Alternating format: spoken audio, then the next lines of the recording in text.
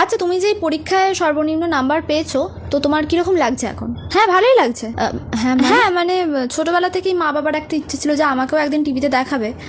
তো এমন একটা রেজাল্ট করেছি যে আমাকে টিভিতে দেখাচ্ছে আজকে। ভালোই লাগছে। আচ্ছা, তা তোমার মা বাবার কি প্রতিক্রিয়া ছিল তোমার রেজাল্ট দেখার পর? বাবা তো রেজাল্ট দেখার পর অজ্ঞান হয়ে গিয়েছিল, আর মা ওই যে নীলডাম নিয়ে পিছনে দাঁড়িয়ে আছে।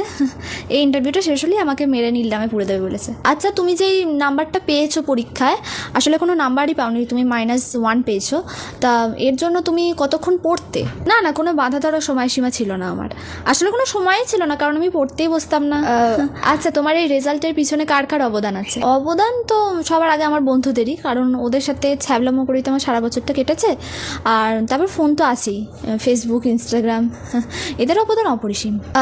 আচ্ছা, এরপর তোমার কি প্ল্যান, মানে ভবিষ্যতে কি করার ইচ্ছা আছে? না না, আমার প্ল্যান কিছুই নেই, কিন্তু ওই রেজাল্ট দেখার পরে মা বাবা বলছে নয় চপের দোকান আর না হলে চায়ের দোকান খুলে দেবে। এবার দেখি ওদের সাথে কথা বলে আলোচনা করে কি হয়। আচ্ছা, আপনারা জানতো প্রশ্নের পর প্রশ্ন করেই যাচ্ছে তখন থেকে, এত প্রশ্নের উত্তর আমি আজ পর্যন্ত পরীক্ষার খাতায় লিখে আসিনি, জান এখান থেকে।